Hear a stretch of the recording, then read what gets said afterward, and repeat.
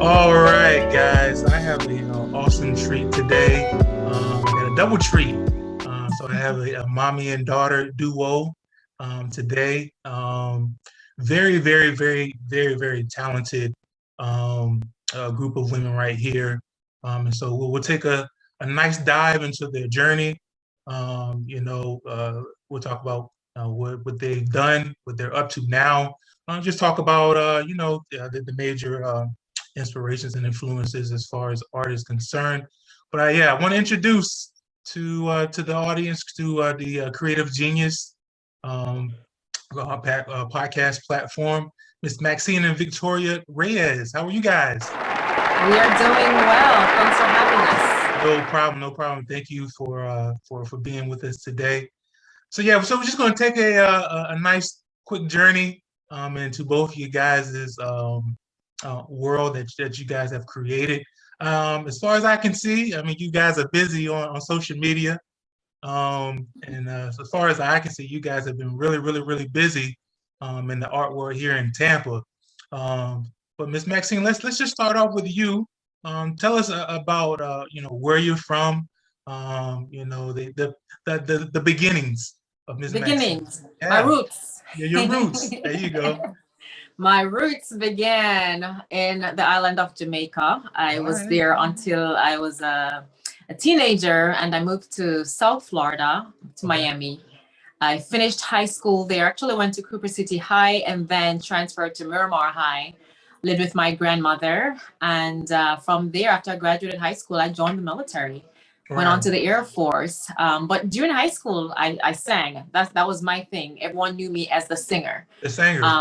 I even got most talented in my class. I won't say which year, but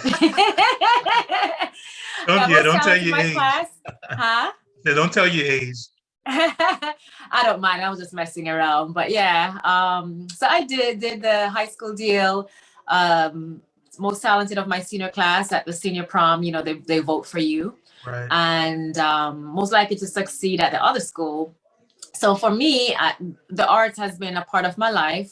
I was super shy growing up, so you would not see me on stage by myself Really? performing. Really? Yeah. My have It times have changed. Yeah, right. But really, it's and that's something that people can learn from. If there's anything that they don't take away from me today, Right. is that with practice you can overcome your fear of performance, because Right. that's what it took for me to get over that. Right. So in high school, I did that. Did talent shows with other people. I did it by myself once, and I nearly sunk in the ground because I was scared to death. Right. Right. But if I didn't allow fear to overcome me, I would have just gotten probably first place, Right. because there were like 22 competitors. The song that I did the duet with, Always by Atlantic Star, I'll never forget. We got Okay. first place. We All got first right. place. All right. But then my song, my solo, I forgot the words because I was nervous. And I stood there and smiled at the audience, and then caught wind of where I was in the song, and then I picked up.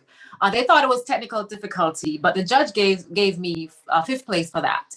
Okay. So out of 22 people, imagine if I Yeah, didn't that's mess up, good. right? Yeah, that's So good. first place and fifth place, and then from there I was like, you know what, Max, you got something going on there. Right. But I didn't take the shot to pursue music without going off to college and the military. So I chose the military and college, because when I was working with the military full time, I went to school part time. Let's back And up real quick. Let's back up real quick. yeah, What was growing up in Jamaica like? Oh, okay. I know you usually just leave a little bit, actually a whole lot of that out, right? Because most of Yeah, the things we that want I to hear about remember Jamaica. is here. Yeah. So I grew up with my great grandmother, Okay. which was fascinating. She was born in 1907. Oh, wow. So a lot of wisdom there, Yes, right? sir. A Yes, ma'am. lot of wisdom. So that's my father's grandmother. Uh-huh. And she had me from I was 3 years old. And that's the parents that I knew. She Right. was mom and dad. Right. My mom was nearby, but I didn't live with her. And my father was still in Miami. Right. He had migrated way before I was born, came out to Jamaica, got my mom pregnant, and here I came, this blessing to them. And my grandmother took me in. She didn't have any company because all her kids were grown and overseas. So she's like, I'll take my great granddaughter if you don't mind be my companion, helping her in the kitchen and just yard stuff while she Right. raised me. Right. And it was a blessing. It was a blessing, and that's actually typical of Jamaican families, and I Right. noticed that in African American families as well, or even Hispanic families, the grandparents or some aunt or somebody is usually the one that's helping to raise your child, right? Right. Right. Right. So it was Right. no different in Jamaica for me and my family. Grew up in a small village called Marley Hill. I was born in Kingston, but I grew up in Marley Kingston. Hill. Yeah, everyone knows Kingston, but I don't Right. tell people I'm from Kingston because I grew up in Manchester, and that's the Okay. south central part of the island, the countryside, like the bush where kids walk barefoot to school. Barefoot. Right. Yeah, and we have 3 rocks that we put wood in to create the stove to cook on. Really? Yeah, I'm a real country. You may not be able to tell Wow. by social media, but I'm a country girl. Wow. Okay. Yeah, so I raise chickens in the backyard. Get out of here. Yeah, pigs, goats. What? Mhm. She's been there. She's seen them. Victoria, what do you think about Jamaica? What are your thoughts about Jamaica? I think it's really nice. Yeah. Yeah. So What it's did you like it's about Jamaica? Mostly the food and the I bet. environment. I bet. I bet. Yeah. So And so yeah.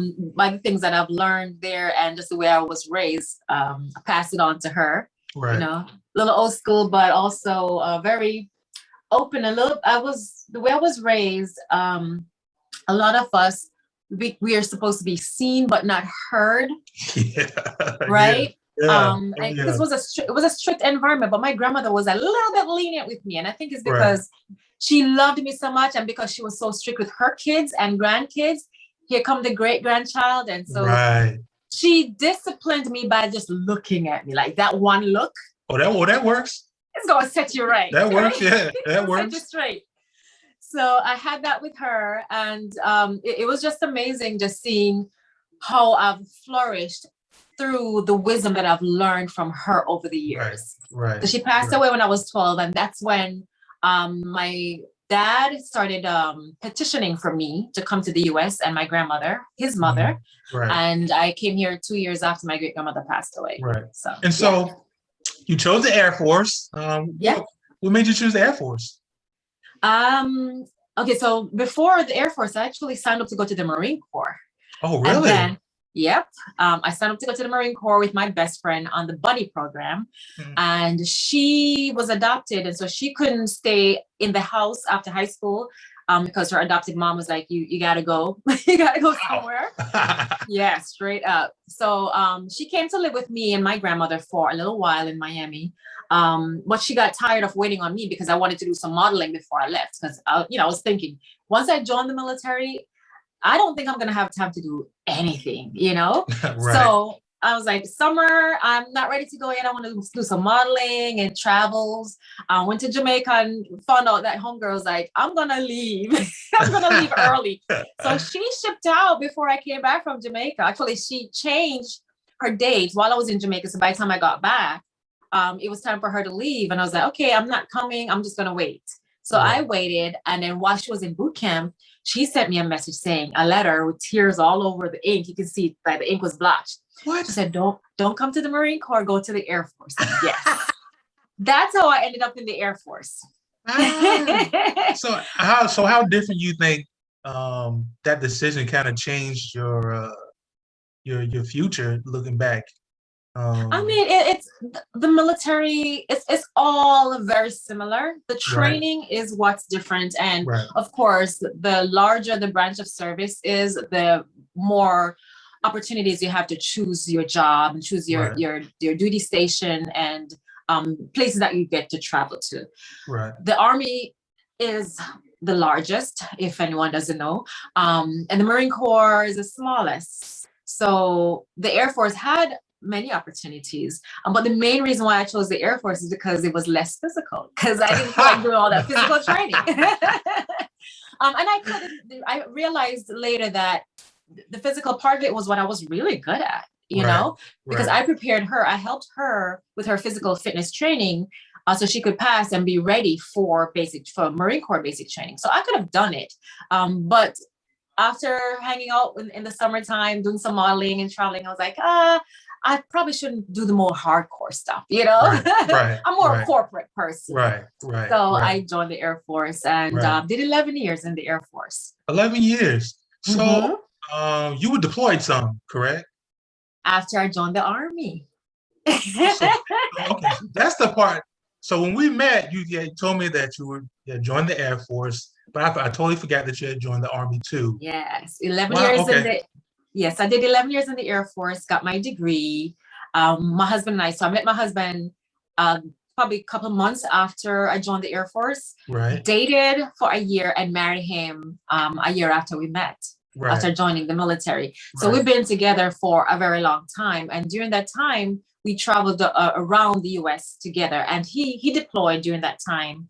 But I didn't deploy the whole time I was in the Air Force. No? Did not deploy, until I joined the Army and reality hit. I became an officer in the Army after I got my degree in the Air Force. And the reason why I switched over, in case that's the next question coming up. Oh, yeah, it was, from the Air Force to the Army is because the Air Force was downsizing. So the jobs that we wanted, or the positions as officers, they told us they would have officer positions open in 2 years. And we didn't want to wait, because it's never guaranteed, you know? So because we didn't want to wait, we went ahead and my husband suggested that we join the Army because his parents were in the Army. And I said, you go first, tell me how it is, and then we'll see. And so he went to basic training, and he said the girls, you know, they were smaller than me and they were doing very well with the physical training, because I was worried about the rock march. Yeah, which is a 12.4 mile road march with like 45 pounds on your back, hills and valleys. Yeah, you could do it. If I did it, you could do it. But I probably could, you know, back in there, but I don't want to. It's just it's too much. I understand, but it's something. It's one of those sacrifices that if you want to succeed, you just got to roll with the punches. You know what I mean? In the military, that is. So crossed over to the Army, went to officer training school, and did my Haiti deployment. My poor baby. So my baby was born 3 years after I joined the Army. That was the question that was coming. Actually, 2 years. 2 years after I joined the Army. Yeah. So we were married for 11 years before we started our family. And my husband was gone a few months after she was born. And then when she was 11 months old, he was in Afghanistan. I was called to go to Haiti. So who's going to stay with my child? We had to drop her off with friends. Where? In Miami. So we were stationed in North Carolina, and my mother was living in Canada. My husband's mom was, she wasn't overseas at the time. Or maybe, I think she had lived in Hawaii. She retired in Hawaii. And so my husband at the time, he was like, I don't want our daughter to be overseas at 11 months old. So a fellow friend of ours who's a pastor, his wife was staying home, Pastor Trevor Wallace in South Florida. Big ups to Trevor. Shout out Trevor Wallace. So his wife was a stay-at-home mom with a 2-year-old, and she volunteered to care for our daughter while I went to Haiti. And so that was a blessing. It's a family that we trusted. And they were in Miami, so it was close enough in case I had to come back for emergency or anything like that. It's close to Haiti. So after the earthquake, I was gone, and I had to leave my baby. Wow. Now, Victoria, tell me what that life was like with having both parents in the military and both parents being away at the same time. What was that like for you? The one in Hawaii? Well, you wouldn't remember when you were 11 months old, but yeah, when I was gone, deployed for a whole year away from you, and then whenever Daddy had to leave, what was that like? Slightly painful. It was really sad, Yeah. but Yeah. I eventually got used to it after a few, maybe Right. weeks or months. Gotcha. Gotcha. Okay. All right. So yeah, I can only imagine what that life was like. You know, how old were you at the time when both were away, Maxine Um, or? Yeah, so the first time I had to leave her, I was breastfeeding. She was 5 months old. Okay, yes, I know she will remember And that. then 11 months old, I was gone. My husband was already gone. So while I was away for 3 weeks, she was at 5 months old. She was home with my husband. Then when I came back, he left for Afghanistan. And then at 11 months, I was gone. He was gone. That's when she stayed with Pastor Wallace. And then my husband left after he came home. He left again. So she's been away from us both, like at different times. But the Right. only time when we were both gone was when she was 11 months old. And then Oh, when okay. Got you. that was Got you. one of the times. And Right. then when she was 4 years old, I deployed for 12 months. That's when I went to Afghanistan and Qatar, which we can get into a little bit detail if you want to. But then at 6, she went to Hawaii, away from both of us because we both couldn't have her at the time. My husband was in training and I had to leave for training as well. Right. Right.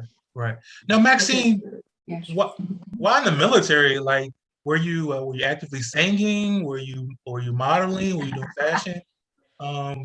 So this is that's a reason why I wanted to wait. I didn't go off with my best girlfriend at the time to the Marine Corps was because I wanted to try to do some some music stuff and modeling stuff before Right. before joining. So my cat is crying. Open the door so she can leave. We're at home and the kitty wants freedom. So yeah. But while I was on active duty, I sang, and the easiest thing for me to do at the time was to sing the anthem, because knowing that we're in the military, there are always formal ceremonies, Right. whether it's a promotion, a retirement, a military ball. There's always a reason to sing the anthem, and so I was like, okay, this is gonna be an easy gig for me, because if I want to keep practicing and get my face out there, I just volunteer, know? Right. And it became like a second nature thing that, hey, we're having a promotion ceremony in 2 weeks. We'd love for you to sing. So I'm always booked. I've been booked from the Air Force and transferring to the Army. Someone always knew that I sang the anthem, and then they would volunteer me. Yeah, I mean, again, just looking at your Instagram and Twitter, like you and your husband are always out like at these nice events, and I'm pretty sure that you're singing Usually. the national anthem. Usually. Right. So yeah, I see. Yeah, you're still doing your thing with the singing. Still doing it. I wrote some original songs during the time. So there are so many people who are talented in the military. Right. So we were able to do some collaboration, but you can't really do too many things while you're active duty, because as far as pushing out to do like tours and stuff like that, it's just a little bit more difficult. You get 30 days a year for vacation time. But some of these opportunities to go on tour to Europe, they're not as flexible. You know what I mean? So you can take 30 days, but you're not going to get 30 days all at once. You can get 2 weeks off if your supervisor is really nice, but they're not going to give you 30 straight days to take off. So it's not cost effective if someone wants to pay for you to come and perform. So I didn't really accept any of those opportunities. So then that's why I became the national anthem singer for all these events, because that was the easiest thing to do. I didn't need music. I just did it a cappella, practice in the shower, and that was it. Right. Yeah. You gotta get it in. Yeah. So, I mean, at what point in time did you decide to? I don't know if you retired or you you stepped away. When did that happen? I transferred from the Air Force to the Army. Did 11 years in the Army as well. So 11 years in the Air Force plus the Army gave me 22 years, and I was able to retire. Yeah. Right. So retired from the military, but not retired from life or the Right. workforce. I'm Right. just a little selective of where I work or the kind of Absolutely. work that I'm getting into. I need it to be Absolutely. meaningful. Because I worked hard the past 20 something years. And Yeah. so, and I don't mind working hard for an organization. It just has to be meaningful work, something that I'm going to Right. enjoy, something that Right. I feel is purposeful. You know what I mean? Right. Like with purpose. Yeah. Right. So, I mean, you do have an album that you have out, correct? I have several singles, not a full album Oh, no yet. full album? Okay. Yeah, So just yeah. talk about those projects where were you able to put out some singles, and how are they Okay. doing now, and what are you working on now, and what are you looking to put Okay. out? Yeah, I did an expensive demo while I was on active An duty. expensive demo. Yeah. It was just week production and writing and all that stuff. But you Right. got to test the waters, and Oh then yeah. when you hear the pros, you're like, let me not even bother to try to put this out. Like, Right. you paid the most money that you could to get it done, but it just wasn't good enough. Right. So Right. I personally wasn't satisfied with it. So I didn't promote it or anything like that. I went back to the drawing board, saved up my coins, and went to Jamaica to work with one of the top producers, Mr. Dean Fraser, and also a friend of mine, Siobhan Clayton, and we did some writing together and production, and got those songs out. I wanted to include my roots, so Right. reggae, that Caribbean sound that I grew up on. I wanted to include that, but I also wanted to include R&B because Aretha Franklin is like my jam. Grew up Hey, okay, listening to Riri. Aretha. All right. Yeah, love her. And so some of the songs that I wrote, look at this. So the very first CD, y'all. Okay. Look All at right. that. Got a nice Hey. cover and everything. Life Celebrate to the Max. When did that come out?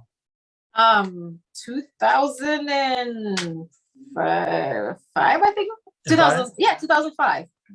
You look the same. Yeah. Huh? You look the same. It's the water. There you go. Something in the water, huh? Yeah, it's the Okay. water. Cool. But yeah, that was my very first project, and even my dad got in on the production. All Because my right, dad's a Dad. musician. My dad's a Oh, musician, by the okay. way. All right. Yeah, straight reggae musician out of Right. Miami. That's his way of life. That's how he made a living for over 40 years. Really? And yep, he worked at the top clubs in South Florida. Mangoes on South Beach was the one that he was there for over 20 years. Wow. But I wanted a different route. When I was younger, I went to clubs, and that was fine. I love dancing, but I didn't want to be a club singer. Right.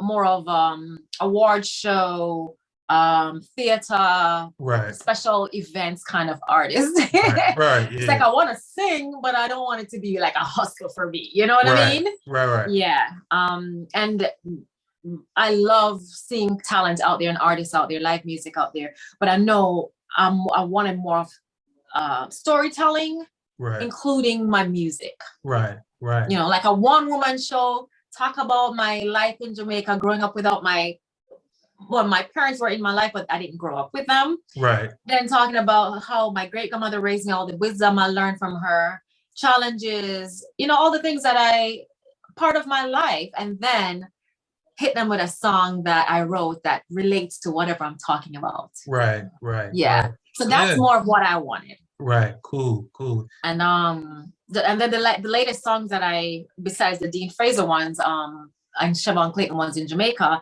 recently I experimented with contemporary Christian. Went out to Nashville and worked with Toby Max, producers out there. Mm-hmm. Excellent team, awesome songs, and then released the first one, which was Victory's Yours. I was thinking of Joy Unspeakable, but that was the one from Jamaica. But yeah, Victory's Yours is the latest single that I have released, which I released this year. Has over 40,000 streams without promotion, really. Oh, wow. On Spotify alone. So for someone who hasn't, I don't have a marketing team or anything like that. Just word of mouth, interviews from South African stations, Jamaican stations, the UK. I got the word out, and then I was like, okay, this is happening. Do I want it to be my full focus? Right. You know, because I've always been a minister of the word. Right. But I just didn't want. It's a lot of pressure. Yeah. You know? It is. Yeah. And the open-minded person that I am, or open-minded Christian that I am, I just I didn't want it to just be contemporary Christian without being able to sing some of my roots, like some of my reggae influences in the music that I'm doing. Right. So I had to step back. I recorded 3 songs already. Only one has been in the genre. Only one has been released. But I had to step back because I still want authenticity to me and my roots. Right. Right. And some people don't understand. And I'm like, it's important to me. It may make me a lot of money just being a contemporary Christian artist because I focus on just that. Right. But I don't want to lose myself and lose not my audience, but what I'm true to. I'm true to being a Jamaican, knowing that I love my tribal music. It's a part of me. Right. It's a part of my heritage. My ancestors danced to that or listened to that. And it's a part of my African culture. Right. You know? So I wanted to step back and not just listen to what my mentors were saying, because they're actually doing very well. Their music is doing very well in contemporary Christian industry. But I still want to make sure that I incorporate my roots in that stuff. And I think that's very important for any artist to stay true to themselves and not to succumb to the pressure that comes with being an artist, whether it's music or fashion or you know, any platform in art. I think it's really important that you just really stay close to your roots and not compromise what you authenticity. Right. Doing what you think in your heart is right as far as what you want to do. So good. Yeah. So now let's transition to this young lady right next to you. Yes, please. I'll sit back.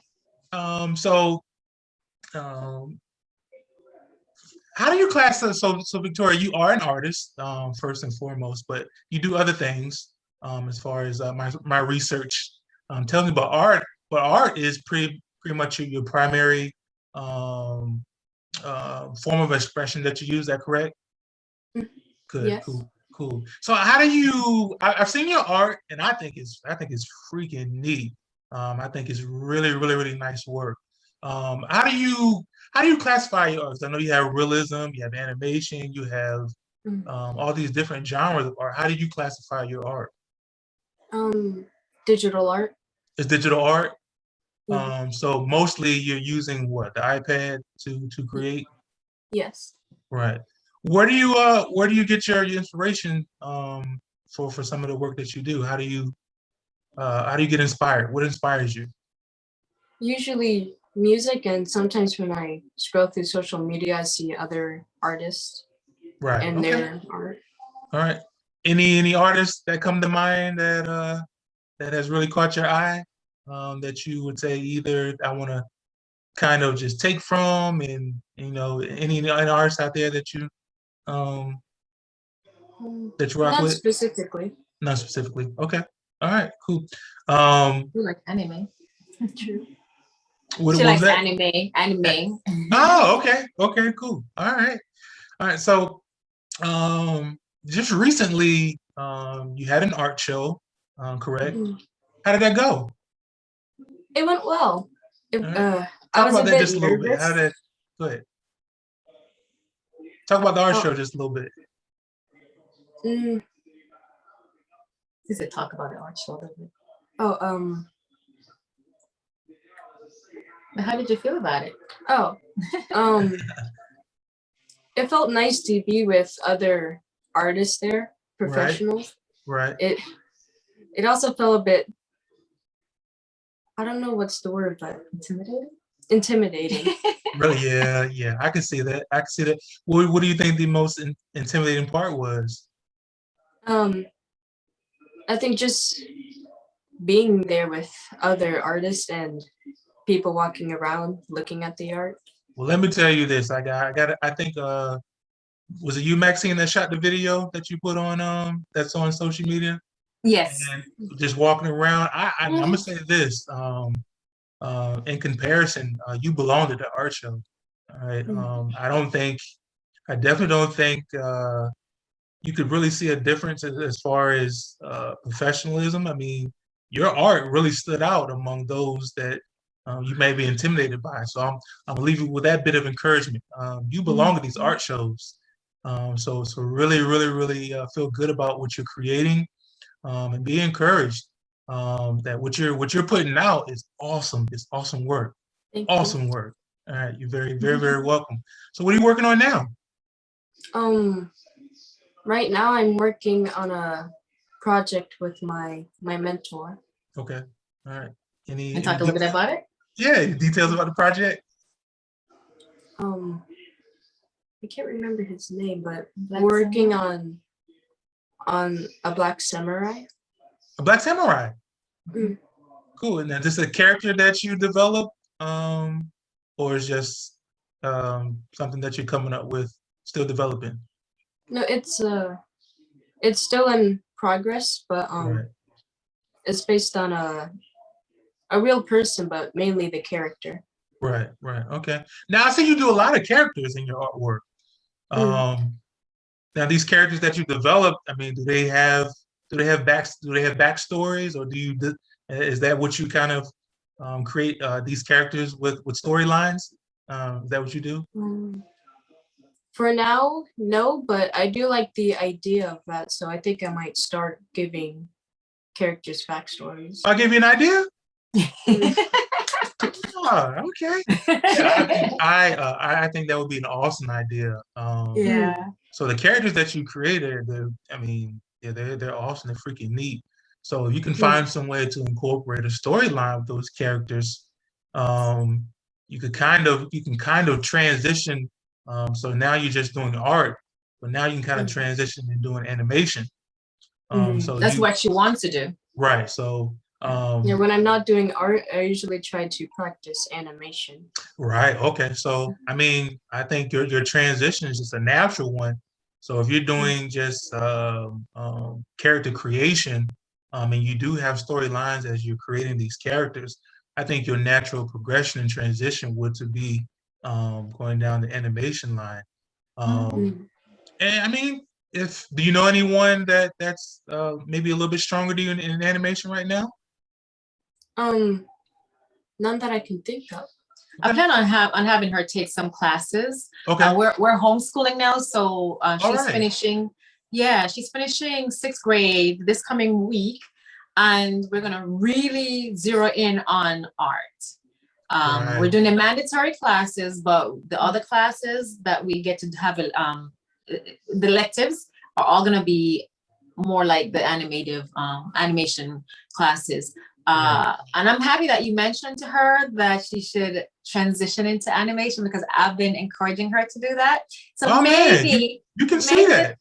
Maybe the third party saying that will confirm that mommy and daddy we have an insight and we're actually guiding in the right direction. She usually listens to us. You can see that. I mean, I didn't know that your characters didn't have storylines.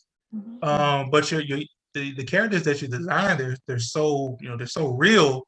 And you're just in the 6th grade? Yes. Ooh. Yeah, so the future's bright for you, young lady. Thank you. Yeah, absolutely. That's why, because I didn't have that right mentorship. Right. And the resources when I was growing up. My husband and I said, like, who wants to do something else when you have all these gifts? Oh, absolutely. Yeah. The girl plays the piano. She started learning the violin. She has a voice. Like, my voice is like nothing compared to hers. Right. Okay. She picks up, like, if I'm singing, she'll pick up and start harmonizing. I didn't teach her that. Like, she didn't go to school for this stuff. She just picks up and start harmonizing with me. Right.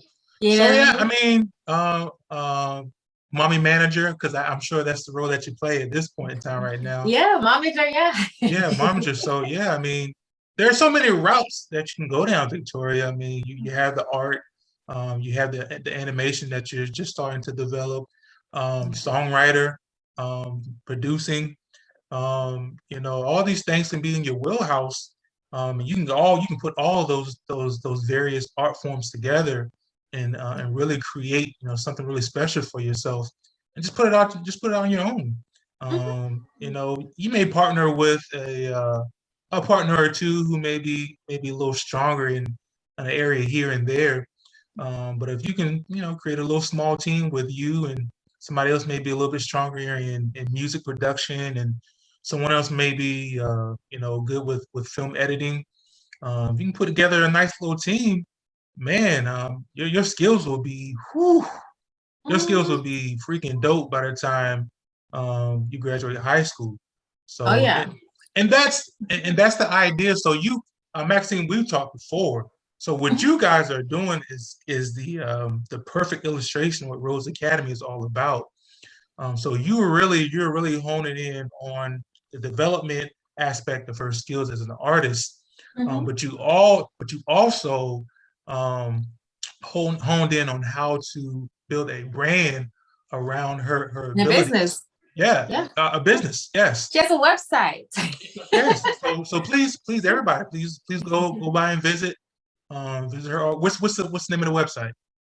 VictoriaReyes.com. Gotcha. So her name. Yeah. All right. Okay. When we created that on her 11th birthday last year, that was her gift. It was creating that website and doing an art show, surprising her with an art show, just with family and friends.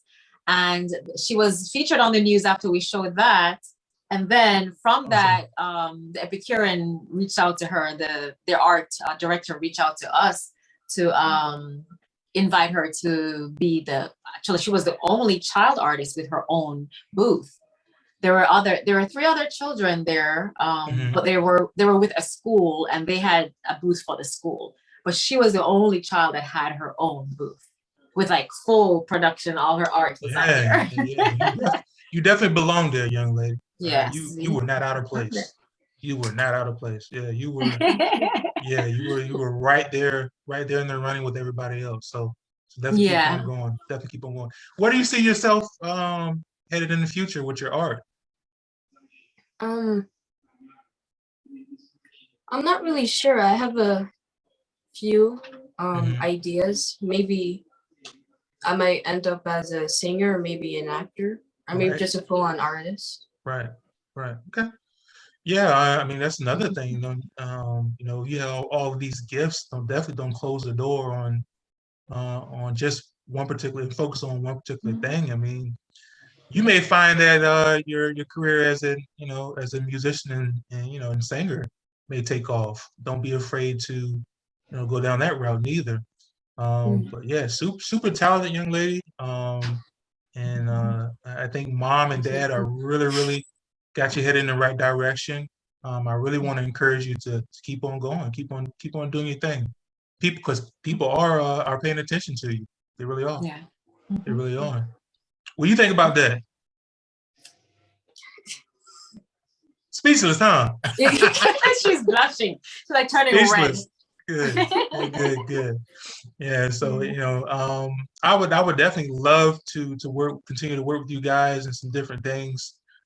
Just to to get you out there. My platform isn't that big, but there is some intentions on growing it. Anything I can do to help, definitely here. Yeah, I definitely want to be of support however I can. Appreciate it. You're very welcome. Very welcome. You said she has a mentor. She mentioned her mentor. You remember the Black Panther, Chadwick Boseman, right? Black Panther actor. The work that they're doing, they're collaborating on right now with the Black Samurai, Chadwick. A lot of people don't know it, but Chadwick was going to play the Black Samurai. Oh, really? In the film, yes. Oh, wow. And so the artist, her mentor reached out to me and said, hey, since Victoria is an anime artist, he said I could collaborate with anyone else, but honestly, I want to collaborate with her. And so they are doing that. And he's his work is at the Epicurean Hotel in like their restaurant and the lobby and stuff. So he is well known and respected in the area. But he's been doing work from Miami all the way to another state up north. Has murals and all that stuff in on buildings. And as a matter of fact, she was asked by a pizza restaurant here to do a mural of a Frank Sinatra on their building. Yeah. Oh. Yeah. You didn't tell me that. Yeah. Well, that's just something that I told her I want her to finish this 6th grade first. Right. And then she's going to get a break. We're going to meet with the guy. I'm going to see when the owner is available. Okay. But I actually recommended that he use her mentor or another artist who is like a professional. He said, no, I want your daughter to do it. Awesome. So I was like, okay. I feel that he feels that he's investing in a child. Yeah, and, absolutely. You know what I mean? And her work. So I absolutely respect that. So that's one more thing that she's going to be working on. But right now she's working with her mentor on the Black Samurai, and it's a piece that they're both proud of. And I'm excited to see when it's finished. Cool. And once you get started with your mural, definitely let me know. I'll cover it. I'll come out and cover it and put it on the platform. Sounds good. I appreciate it. Yeah. And by the way, the work that she's doing with the Black Samurai is on canvas, which is new for her. Oh, you never worked on canvas? No, not necessarily. Right? It's your first piece of art on canvas. Besides your class, like stuff that you did in besides class. Yeah. Yes. Gotcha. Have you sold? Did you get a chance to sell anything at the art shows? Did you sell any art? On the website, but not at the actual art show, because we weren't able to sell. Oh, okay, gotcha. Or allowed to sell. Right. Okay. It was just a show, and so at that one they didn't allow us to sell. Okay. But she was able to sell off the website. How does that make you feel? Somebody's buying your expression, huh? Someone has your work in their home. Yeah, how does it make you feel? Crazy. Crazy. That's the word for you. Crazy. Yeah. All good. And she's still very humbled by it all, and and still surprised that people actually are willing to buy or to pay for her stuff and for us to ship it out to them. And I think she had like 3 sales in Texas alone. Oh yeah. Moms saw her work, saw her on the TV, and they're like, oh, we would love to support her military spouse and military kids, and cool. So little by little she'll get her stuff out there. So don't be shy when these folks want to support you. Yeah, it'll come. Well, listen, both of you guys, thank you so much for joining us. Thanks for having us. We appreciate it. No problem at all. So please stop by, ladies and gentlemen, VictoriaReyes.com. Is that correct? Mm-hmm. All right. Support this young lady because she's just getting started. Cool. All right. Any parting shots? Anything you want to say in conclusion? Either Maxine or you, Victoria? You have anything else you want to say? No. Any advice for young kids your age? Yeah, give us some advice. What would you tell them? Like to inspire them? Never stop. Okay, that's a good one. Yeah, that is a good one. You want to say it louder so they can hear? Say it louder. That's good advice. To never stop, even if you feel like it. Right. I mean, even that's good adult advice. I mean, because a lot of adults, it just stop going. Just stop. Especially when obstacles and tough times arise. And you get distracted. You just stop. And sometimes you stop at the time where you're just about to transition to something great, and you stop. So that's very, very good advice for not only the young people but also adults too. So yeah, good. Yeah, cool. And I guess for me, it would be for parents who are watching. If you notice that your kids are talented, they have some gifts, don't dismiss it. Absolutely. And don't stay too focused on the traditional path to Right. take when you have an artist right in your face. Right. Help Right. them to hone their skills, use all the resources that you can to help them to become an artist. And think of how therapeutic it has been for all of us this past year and a half. Absolutely. With COVID, you know, with the Right. pandemic. Right. What did we all turn to soothe us, to cope with all that was going on? We turned to the arts, Right. to TikTok, music, Right. creating these little videos, which is acting, you know, acting skills. Right. And then drawing, that's therapeutic in itself, writing a book, you know. So focus on what their strengths are and help them to improve in their weaknesses. And I'm going to tell you that she's only 12 years old and she's way ahead of where I was. Absolutely. Like at 18. So. Yeah, if she continues the career that you're putting together for yourself, you know, just business wise, you're gonna always have that revenue stream coming in, you know, till you die. Yeah, doing what you love. Yeah, just doing what you love. Yeah, so keep on going. Keep on going. I like what you're doing, okay? We appreciate it. No problem. Anytime. All right, guys. Like I said, definitely appreciate you guys for stopping by, and just sharing your journey with us. We are watching. We'll continue to watch. So keep shining, young ladies. Keep shining. Thank you. That is another episode of the Creative Genius. And like I always say, if you don't like the path that your life is headed down, don't get mad. Get creative. Because we all have the power to create our own future. All right. Until the next time, have a good one. Bye, guys. Have a good one. Bye. Take care. I love you.